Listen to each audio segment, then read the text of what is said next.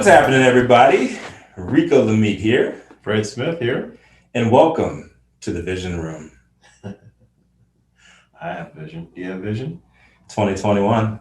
Ooh, you brought the fire out. Right. Welcome to a very special edition. Now, we are in our new digs. So big ups. You have hopped in your green DeLorean and you are now in the future. That's right. Shout out to everybody who's supporting CANiVISION, and the emerging markets are on fire right now. Got a lot of good stuff we want to go over today, and so happy to see you. That's a nice shirt you have, sir. The foreign Voltron, you know what I'm saying? You gotta come together from all angles and just, and get in where you fit in. That's right. And it's all about everybody being in the lane, doing the job, and succeeding. 100%.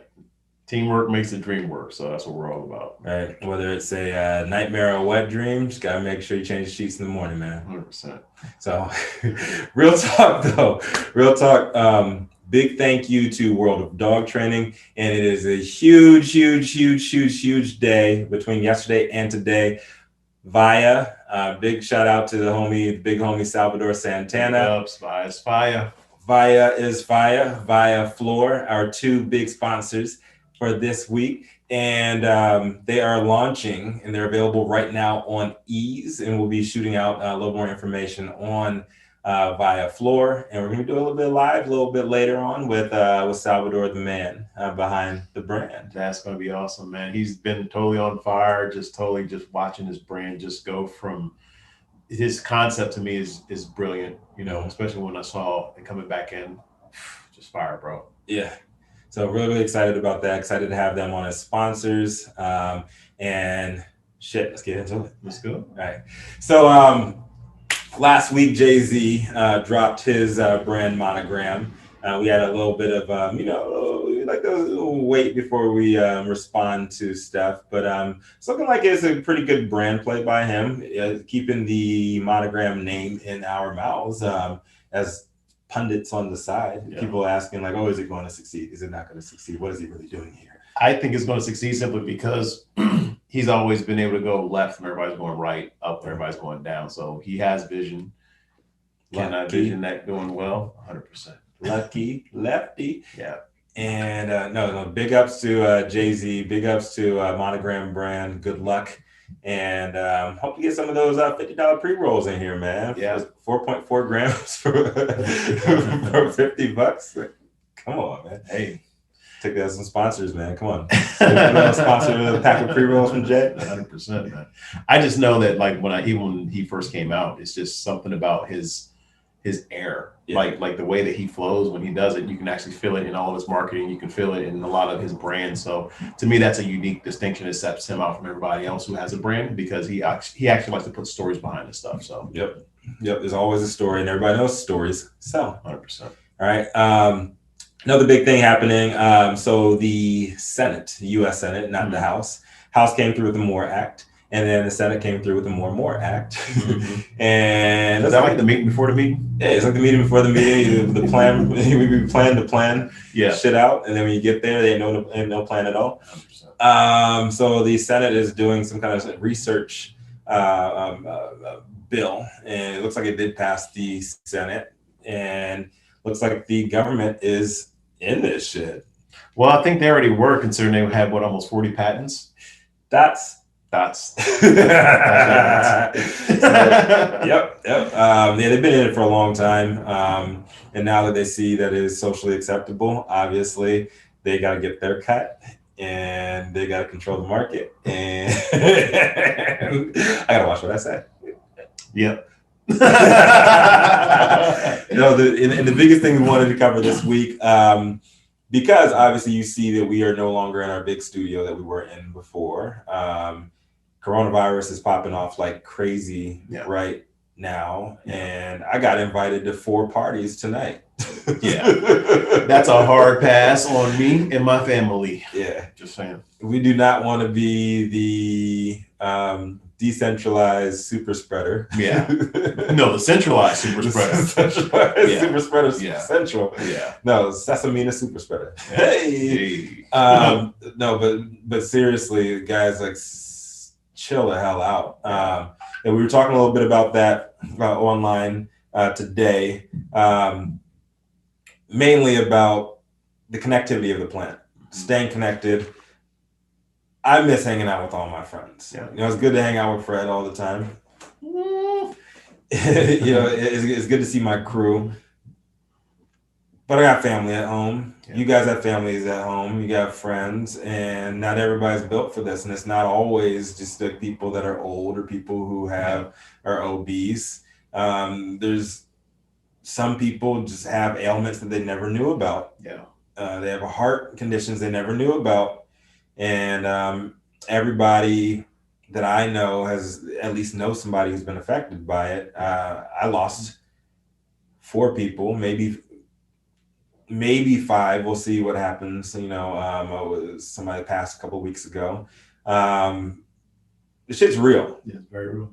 And it's got to be safe. And I know I miss being in the middle of a blunt cipher. I miss hanging out, freestyling with my friends, like one-on-one. I miss going to sessions. I miss going to events. I miss hanging out, dude. Well, I can't miss something I never had because for the last 20 years, I've just been on planes, working and growing and scaling businesses. So this is actually pretty welcome for me because I'm so used, if I just showed you my Apple Wallet, bro, just flight after flight, it's just stupid. So right. I'm actually enjoying the thing, and I'm actually more productive now because I've dropped about 60 pounds. Yeah, this time last year I was almost 300 pounds, and then pre-pandemic I dropped like 20 pounds just like that, just from being off the road. So this is welcome for me. I've had a home office but never used it. A lot less fried foods. 100%. Just that traveling in general, man. We gotta get on that. I was telling you yesterday, we really gotta get on that air fryer. Oh yeah. Air fryer game on fleek. Oh, by the way, we do have some people live. We are fielding questions in live time. So if you want to go ahead and ask us anything, that's what this space is for. Yes. We're super excited to just really go down the list of things that we're seeing, especially what's coming out these emerging markets. We have some things that we're working on in the background for you, and let us know how you want us to steward the ship. So right. Oh yeah, and somebody asked me about my hat. Oh. Northwestern Wildcats, we are winning right now against the Ohio State Buckeyes. And everybody wants to hate on Northwestern. Everyone wants to talk shit about us. Everybody wants to root for Notre Dame. Everybody wants to root for Illinois. Champaign is 2.5 hours south. Notre Dame is about 2 hours east. There is no other Big Ten school in Chicago. So deal with it. Big Ten champs. Big Ten West champs, it's a little asterisk there, but Big Ten West champs 2 of the last 3 years, and we're beating Ohio State right now. So that is what is going on with the hat. So well, this just happened to be coincidence. I didn't even realize it. There are no such things as coincidences, and we're it's 10-6 right now. So all you haters can just keep on hating. If you're from Ohio, I love you, but you know what? I hate you this weekend. Yeah. James said, "R.I.P. Debo." Shout out. Big shout out to Debo. We're gonna be releasing some of the stuff that we had with Debo. He was with us for the Buy COVID launch in Compton, as well. So we got some content with him. We were hoping to do a lot more with him at the beginning of this year. So shout out to Debo, his family, his daughter. It was rough. Yeah, it was very rough. I mean, especially when we had a chance to really talk to him behind the scenes and see what was going on. How much love he was getting just because he was a good human, right? Not necessarily being an actor or whatever. So when you see tragedy like that, it's very family oriented. It's a big deal. What we got? What we got? What's the deal with all of these labs running into trouble? Okay. Now. Okay. You want to talk labs? This disclaimer, a little disclaimer. Yeah. We're just going to keep it super high level. We don't want to get into the weeds too much because what happens when you get too much into the weeds, we need proper attribution. That's the only reasons why. But what we can tell you is that from what we've been seeing, it's a lot of pay to play. We're not specifically pointing labs out, just so you know. The overall quality suffers as a result of people not following the standard that's there. So that's about as far as I'm going to touch it. The labs, the labs. I'm not going to name any labs because there have been a few now. There's been 3 that we've been alerted of, 2 that were very, very high profile, one in California, one in Washington, I want to say. And they're falsifying lab reports. Yeah, you can't do that. And no matter what, because it's a health issue. I even had something that happened that was not lab related, but it was actual merchandise or accessory related. You know about that. I actually got some type of metal poisoning. So it's very real. And it was nothing but just a half-second hit. That's all it takes. Right. And when cannabis is medicine, period. And when you take it to a place where we are right now and it's being 100% commercialized, we're all on lockdown because of COVID-19, and you're distributing this medicine, you are liable for what you are putting out there in the public. And you're not only are you making your own brand, your own company look bad, you're making the entire industry look bad for that. And I know, number one, at least in California, they need to do something better than how they have COAs right now, because they're very, very easy to Photoshop. You can Photoshop them. You can like, make them fake pretty easy to show that. They need a better system for that. Wait, doesn't that tie to metric? It does, but if you're putting out product, you're getting out samples and stuff like that. Well, you just have a PDF or just a PNG. Yeah. You're sending that to people.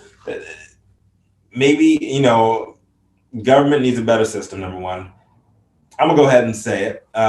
Metric is, I'm not gonna say anything disparaging to Metric because they can be a sponsor too. Yeah, but Metric is not the most robust. Well, it's clunky system. It's new. It's clunky. But to me, it's like DOS, like when you're doing the old school. There's DOS versus. But at least there's some type of framework there. Right.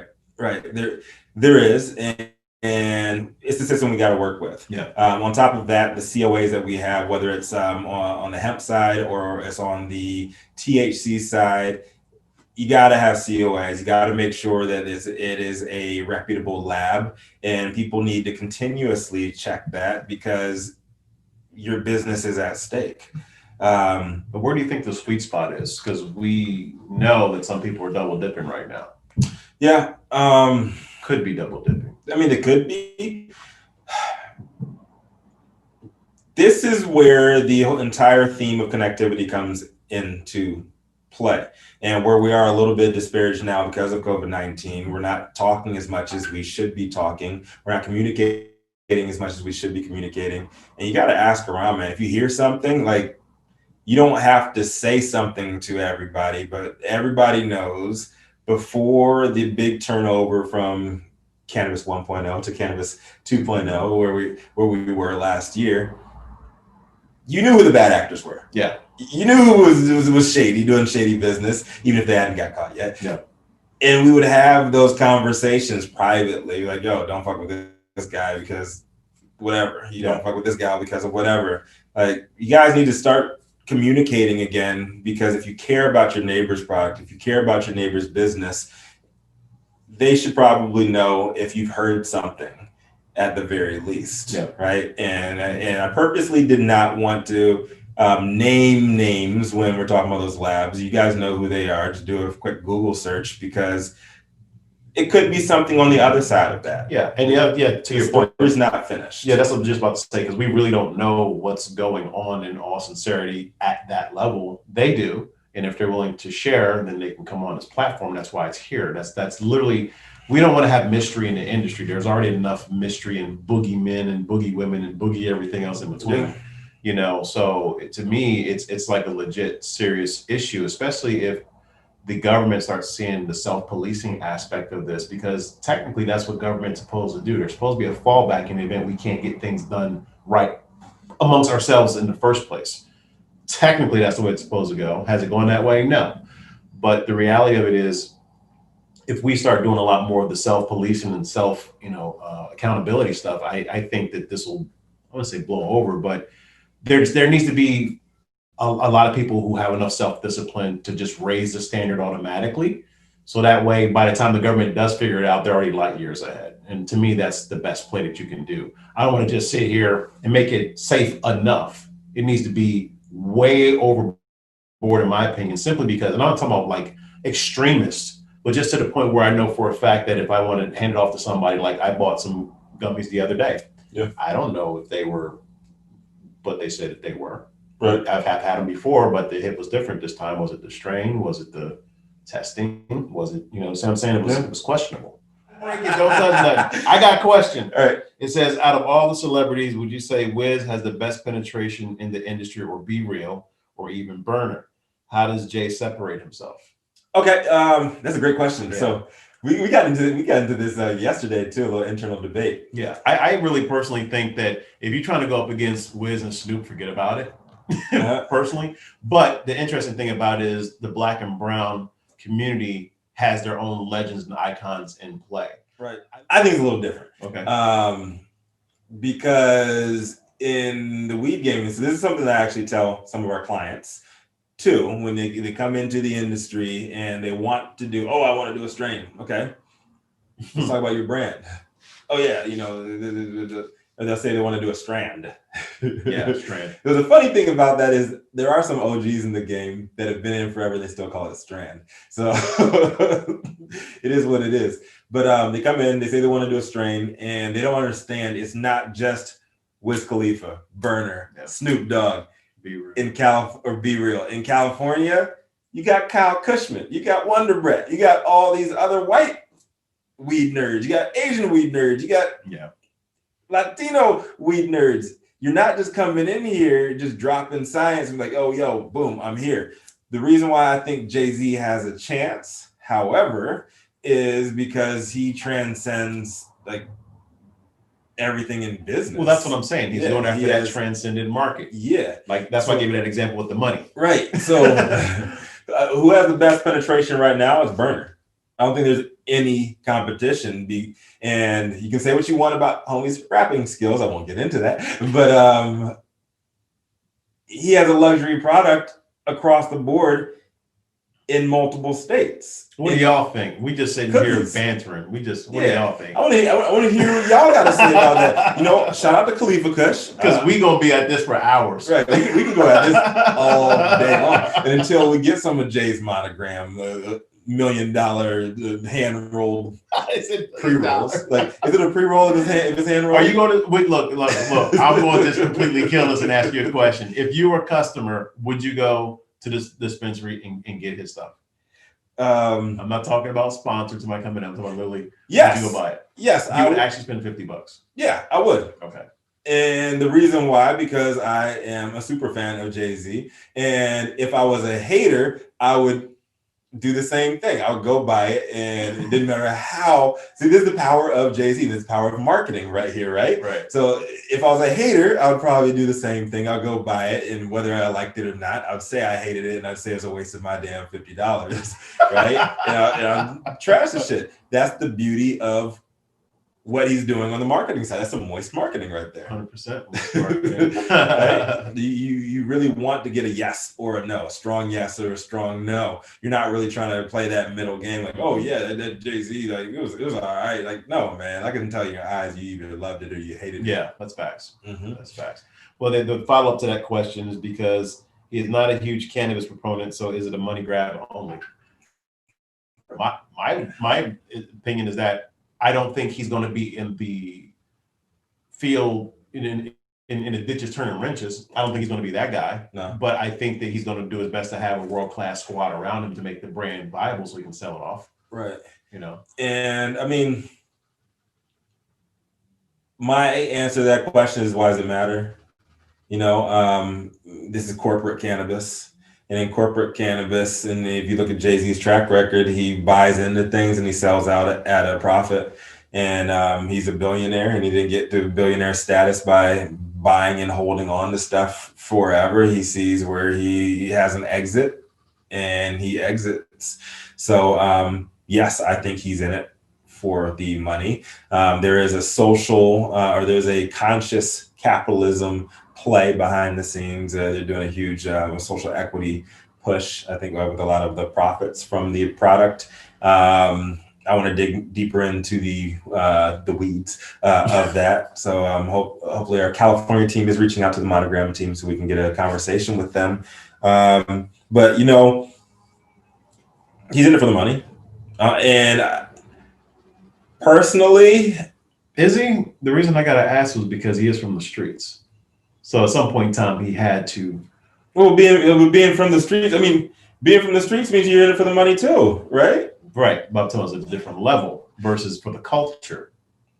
I don't really see Jay. I love Jay, right? Don't get me wrong. I don't see him as part of weed culture.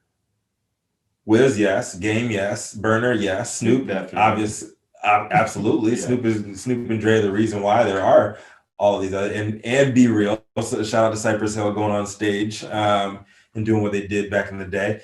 But I don't see Jay-Z as part of quote unquote weed culture. But that doesn't mean he can't put out an awesome brand, and he can't have awesome branding, and he can't have an awesome message behind his product. And I think that's what a lot of us weed purists, because I used to be on that same track too. So I think a lot of us weed purists got to take a little bit of a half step back from that mindset and be like, yo, peep game, how this person's coming out of nowhere. He's making the right moves socially, doing a lot of the right moves from a marketing standpoint, and making a lot of right moves behind the scenes when it comes to building that company, and see that as something you want to hop on that wave, or you want to learn from it and replicate what they're doing, because he's done it in different verticals.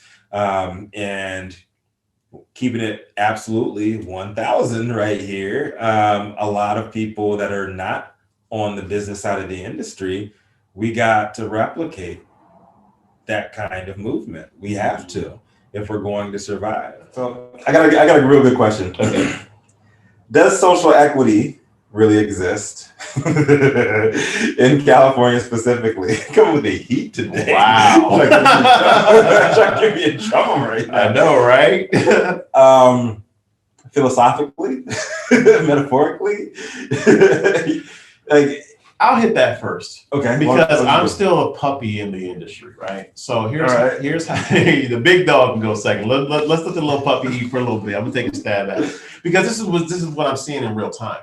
What I'm seeing in real time is that it looks good on paper, but the problem is the execution of it. I don't think that there's an accurate definition of what it should look like. And that's the reasons why people are just like winging it right now. And in my world, I like structure. I'm very creative, but I also like structure as well. And I'm not really seeing that. Like we have, when Jersey passed as an example, you have people who've never done the business of things, who are more civil servants, trying to do business people's stuff. They're totally separate lanes. So there's this big disconnect that I'm personally seeing in the industry, and it's worrisome. Because even some of our legal counsel is just saying, hey, how do we define this? Like, we're not talking about social equity for you to get a job. We're talking about social equity for you to actually have ownership. And that's not being like, in my world, and everything needs to be clear, conspicuous, and super transparent. So because I'm not seeing that, and we're at the sort of tip of the spear because our network is that large, it's just a big clusterfuck right now. Let's just call it for what it is. But I don't know what's going to take for legislation or people to really get into these caucuses to really be able to come up with a very solid fundamental definition from which we can build on. So in my mind, because I'm used to connecting dots, I'm like, well, is this just a diversion while big tech and big corporations are coming to take over? That's really how I'm seeing it, because I'm not seeing a clear definition. So am I supposed to continue to assume that? I'm not going to go defense mode. I love the fact that we can have robust conversations around the country as far as social equity, and it's a great buzzword, but how is the rubber hitting the road? How is it really going to feed our families at the end of the day? I'm not seeing those dots connecting so far. What are your thoughts? I think social equity, just like you, man, it's a great idea, great philosophy. It's not being executed properly. It was watered down from the beginning, specifically in California. it was DOA. Yeah. And I think it was made to fail from the beginning. I don't think it ever really was given the chance needed to have a proper rollout and actually help the people that it intended to help. It almost reminds me of, like, if you're into the conspiracy theories, it also reminds me of Q. Is Q real? I just got to put it out there, bro. You know, I just keep it 100. You talking about the letter Q? Exactly. And also the Q for question. Right. Well, that's a great dot to connect there, though. Is Q real? Is social equity real? Social equity real? Right. It's a unicorn. I really have not seen it, especially. It's just not working. I think Dr. Rachel Knox said it best. We should be talking about equity, not social 100%. equity. Agreed. Period. It should be equity, health equity. It should not be social equity. There's always going to be that asterisk. If you look at the meaning of social equity, it's so convoluted. It's a warm bath. It's as Fred would say, it's a warm bath. Because at the end of the day, look at how many resources are being thrown at it. I would rather take those tens of millions of dollars and just literally buy licenses, or literally, you know what I'm saying? It's just like, okay, it's like we're having the meeting before the meeting. It's like, why don't we just have the meeting, right? And then just go from there. Right. There's a lot of brilliant people in that lane who want to expand social equity. Mm-hmm. But the problem that I'm seeing is that because there's not cohesion in the definition, then it's scattered all over the place. And it's still, to me, not intentionally a divide and conquer play. Right, because the 50 states can't even get together on what they should be doing, let alone the federal government. It's quasi-legal. Right. So, but yet we have power players in that lane who really want to bring things together, but we need traction. And I'm not seeing traction. Right. If East LA, South Central, West LA, and the Valley all have different definitions of social equity, how's it going to work? And they've got their own municipalities. Let's just really go a little bit deeper, just as far as how they do business in California. Yeah. So if we can't even get that part on the same page, how are we expecting a macro win? And that's what I'm looking for. Right. So does it exist? Yeah, it exists. But is it going to work? Like, not as is. And that's one of the few things that I'm very much a laissez-faire type person when it comes to government. But with social equity, if you truly believe in the purpose of social equity, it needs to be a top-down initiative. You can't have it be bottom-up, because nobody's going to agree on a goddamn thing. No. Well, we're seeing it in action. Man, your question thing's blowing up. we were going to go a half an hour. Looks like we're going for an hour, bro. Y'all ask me like the tough questions too, man. Like, hey, but really, we want to know your thoughts on that as well, because it really is a big deal, and we've got the resources to be able to push those and get even more accurate answers for you. It's not one of those things where it's just going into a black hole. We really want to come back with some answers that we can say at this time, because there's a lot of stuff that's being worked behind the scenes that obviously we can't talk about, but the stuff that's emerging, the stuff that's trending, the stuff that we can. You talking about the Q level stuff? Yeah, 100%. Okay. The stuff the stuff that we're getting blessed to even speak about in public right now is the stuff that we really want to focus in on, because we have so much information getting thrown at us that we want to make sure that we're giving you exactly what you need versus what we think you should need. So, yeah. What do you think of people from outside of the industry coming in and buying up licenses and selling them? That is this. That's what the secondary market is, and this is people need to understand the difference between decriminalization and legalization. When you legalize this shit, you have all the sharks come in, and it's business. Yeah, and let me explain something to you how these business guys play, because I play with them in different industries as well. They know the plays, they know the law, they know the right people to talk to, they know when they should talk, where they should talk, why they should talk. So you look at that in contrast to social equity applicants. There's certain legal definitions you have to meet before you can even be lucky to get a license. I look at the educational levels. I look at the opportunity levels. I look at the experience levels. It is night and day, these lanes that we're seeing out here. So when you're trying to combine them, the investors are looking like going, okay, man, okay, that's the cost of doing business. What do we have to do? You know, they're literally bulldozing the industry as we're speaking. So by the time you do happen to figure something out, it's way too late. The ink's already dried and they're already setting up shop. We're seeing it in different states where they'll make a real estate play first. It's coming legally. And then guess what? Oh, we happen to have like 40,000 square feet over here. I mean, that's the way the game's really being played, guys. It's not to say it's right nor wrong, but what we have to do collectively is get momentum. And the investors have tons of momentum. They've got tons of resources. So collectively, if we're pulling our resources, I don't want to steal that whole answer, but that's just what we're saying. Yeah, you are good. And this is why we got to arm ourselves with team members or vetted resources that can get you where you need to be to make sure that your brand, make sure that your business, make sure that your operation is salvageable at the end of this. And that's not me being a pessimist. It's me just letting everybody know that the toothpaste is out of the tube.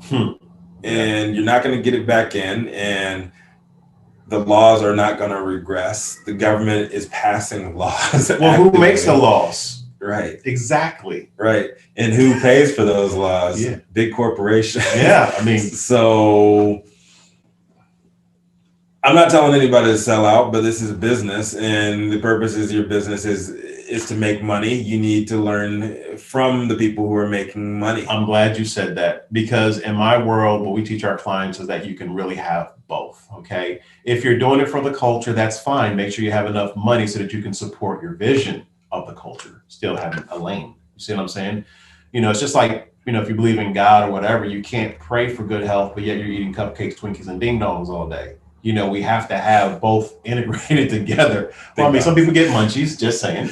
But the reality of it is you really need both. And that's what most of the, at least the holistic business owners who I talk to, you know, the ones who started from the ground up, scratch, you know, and building their empires, they still, in most cases, remember where they came from. That's why they have like other institutions supporting that vision, but they have money to support it. That's what we have to get into the habit of, not necessarily the homie hookup all the time, but yo, how do we collaborate and do this? How can we pull resources together? Okay, you need money for that. Okay, great. I got you. Let's do this. And in exchange for that, I need money for this. That's the way we should be playing. And I don't find anything wrong with that, because I'm from the streets. I'm from the inner city of Chester, Pennsylvania.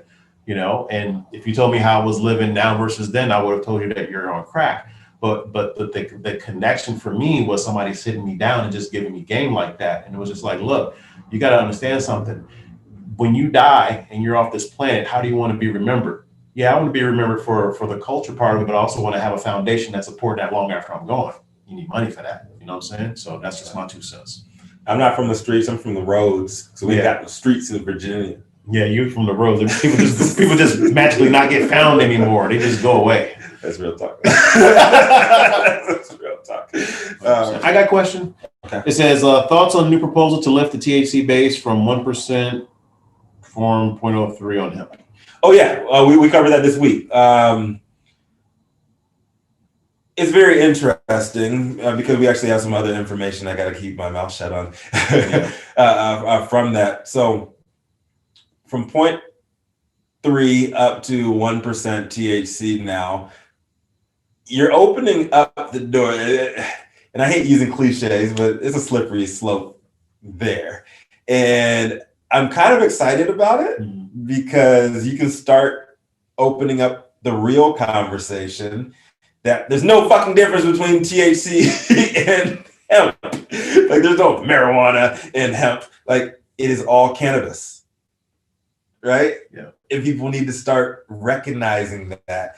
Maybe start calling it THC light. I don't know. Have some kind of different classification for the stuff that gets you high and the stuff that doesn't get you high. But there's a lot of systemic danger in keeping those categorized. Like people say, oh, CBD this, CBD this. And full disclosure, I have profited off of a lot of that stuff. But you call it CBD, like, no, it's cannabis. Call it hemp, it's cannabis. You call it marijuana, I know you're not supposed to say that in certain places, but it's cannabis. Yeah. It's all cannabis. And if you want to get scientific, it's cannabis sativa. And we need to know the different versions of it, the different processes, and teach that. But that's the problem we're having, because even when we're looking at the emerging markets, they have classified it in their states as it being this or being this, like being Dr. Knox got, we talked about it as far as recreational versus lifestyle. Yeah, because you know what I'm saying? It's subtle nuances that are just kind of messing the game up right now, so to speak. I wouldn't say it's messing it up. I say that it is slowing it down. That's messing it up. Because if there's a fundamental misunderstanding, to your point, of us just calling it one thing, here's the standard. Cannabis, right? It's kind of like a CPO vehicle, like we talk about all the time. It's right in the middle. Yeah, listen, I understand and I'm with you. We can call it a doobie if you'd like. I mean, how about a doobie? Exactly. If you want to go old school. I like doobies. Right?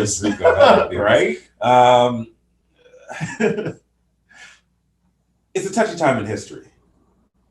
I'm gonna lead off. Yeah, I'm gonna lead off with that, right? And there's a lot of like ultra sensitive people right now, and we're all ultra sensitive to a certain extent when it affects us and when it affects something that we've been through. And because of where we are in history right now, words matter more than most of the time. And with that being said, if you're going to push something out right now, why not do it right from the beginning? You know? Can I answer that? Yes. The reasons why is because we have a pandemic. We're in somewhat of a blackout. So there is a grab for power and influence. But what happens when you're running with scissors, you go forward because you got to get that bag, right? You got to get that money, but you're pushing something and you know that the name is problematic and you start making money off of it. The brand is already formulated, right? And you're like, oh yeah, they love this because of this, that. And then everybody's like, for that. I got an answer for that. The best traders in the world can see through the noise and still make the trades. And that's what's going on right now. When you look at Big Purse as an example, right? Let's just take Big Purse. The way that they got everything positioned right now, doesn't matter what noise is going on, everybody in that camp is savvy enough to get the bag, right? Yeah. So you still have to have a knowledge base. And even in the military, it's the art of war. It's the fog of confusion, right? We've got that going on right now. So you're talking about the haves versus the have-nots. That's a different category. That's a different subject. Yeah, and it is. You see what I'm saying with that, though? Oh, 100%. Okay. And you know I'm with you. Okay. I'm all about. Tell me how that's not happening. That's the question. Listen, and so I mean, this comes full circle because you can talk about Jay-Z, and this is how Jay-Z does shit. Like Jay-Z doesn't speak that much, and it's brilliant that he doesn't speak that much because his products keep people talking. Like, oh, why Jay-Z supporting the NFL when they're doing this? I thought he had Kaepernick's back. And I'm like, at the end of the day, it's about economics. Mm-hmm. And he wouldn't be visible if it wasn't for economics. Hey. All right, I got a question on it. Okay. All right. So let's knock these out one at a time. Which state would you say has rolled out the best version of cannabis use, medical, and adult use? Or we try to stray away from recreational. It is frowned upon in the state of California. Mm-hmm. You know what? On the recreational or the adult side, I don't really think many people have gotten it right. On the medical side, they have no other choice but to get it right. Right. Left. Exactly. Duality. You're breaking my brain right now with this question. Because I'm trying to think, because I've been so many places where cannabis is available. No, start with Colorado. Is that the ideal utopia? No, because there's no black people in the industry in Colorado. There's very, very few. And they're just, what is it, like 7 years in, 6 years in? Well, it's not saying the black people here. It just says the best version of cannabis use medical and rec. Well, this is what I'm saying. Like Colorado did recreational and they're facing like years long backlash. Like right now, they're starting like a social equity program and trying to start like 6 years in. And there's a big issue there. Like one of the first things, like when our company back when I was with Baker Technologies, I would go back out. I would go out to Colorado. I'm like, yo, Denver is dope. Mm-hmm. But they were like, no Black people. And then I started to go out a little. Well, my cousin was out there. He was a grower, but he wasn't like the big time. That's what I'm saying. Right. And then I started talking to people like every single time we would have a big meeting, like every quarter, go out there. I'd meet a couple and they're like, oh, well, actually, this is a decent community here. We all got pushed out. They got priced out of everything. Mm-hmm. And then there was a couple of the Denver Broncos talking about that. You know, the cannabis industry brought in all kinds of money, but nobody who actually hurt because of the war on drugs was eating off of that. Mm-hmm. You know, so I think Washington is I'm hearing the least pushback on. I don't think anybody's really gotten it right. However, I think Washington is decent. California, we've stumbled out of the blocks. At the end of the day, this is always going to be the Mecca. There's always going to be like, you know, the center of the cannabis universe. But it's so political. It's such a political plant. And people forget about that when they jump into this. Mm-hmm. They forget the politics behind the scenes. They forget the emotion, the emotional ties that generationally that have hurt people, that have helped people that are getting pushed out of it now. I don't know, Vegas. That's my bet. Mm-hmm. Like Vegas came out swinging, and they kind of stumbled out of the blocks in the beginning because they ran out of weed. They didn't have enough distributors. But from what I hear, it's a pretty decent market out there. I don't think they have public consumption yet. Correct me if I'm wrong, please, somebody out there. But I think Vegas is because Vegas actually cares about money. Mm-hmm. Yeah. And they try to keep it apolitical. So when you dip into the political side and on the economic side, you're running into problems. Yeah, it's a buzzsaw. Immediately. Yeah. You can't do it both ways. Yeah, we've seen it. It's pretty black and white, though. That's the sucky part about it. Yeah, that's another question for another track. Yeah. Does conscious capitalism actually exist? Capitalism is capitalism. At the end of the day, the point of capitalism is to make money. And you know what? You're going to be taking money from people. And if you don't want to take money from people and you're too far heavy on the conscious side, your conscious is tied to some kind of subjective feeling. What happens when the conscious barometer moves a little bit to the left, a little bit to the right, and now what you were thinking yesterday is different today? It's a slippery slope, as they say. Why are they so confused on the home grow issues? I don't know. I think it's a control thing. Yeah. Do you think it's anything more than that? Well, I think yes and no, because even out here for some of the programs that I'm looking into for veterans, you can, potentially start growing your own stuff or whatever. I mean, you could get into chemical issues. You can get into people who don't know how to, properly handle the plant issues. I think that's feasible. It's kind of like, you give somebody that's just really how I'm looking at it. You're giving somebody the opportunity who don't know, one of the guys, as an example, that I heard was using Miracle Grow. You're not supposed to do that, right? Dumb stuff. Okay, you're not supposed to use Miracle Grow. However, if you look at the stock market, you see a direct correlation with cannabis legislation and Scott's stock going through the roof. You really think that nobody's using Miracle Grow? Right? Asking for a friend. Right. I think that is more of a control issue than anything else. People are going to grow shit if they want to grow shit. At the end of the day, cannabis is a plant. You're on your own property, you want to grow something, and it's legal in your state. Personally, I think you should be able to grow as much weed as you want to grow. You're growing tomatoes. How many variations of tomatoes, potatoes, collard greens, baked greens, all that shit? How many variations of that are you able to grow? You should be able to grow as much as you want. as long as you have the space for it, you know. And if you grow yourself into a box, then may you die happy in a field of weed. Yeah. Good stuff, guys. Definitely appreciate y'all coming out. Like we try to come in here, get at least 30 minutes in of just questions from folks out in the field. We get from our different regions, and this is mostly just impromptu, just asking us anything you have. Look out for us. Big shout out to Via's fire. Big shout out to World of Dog Training.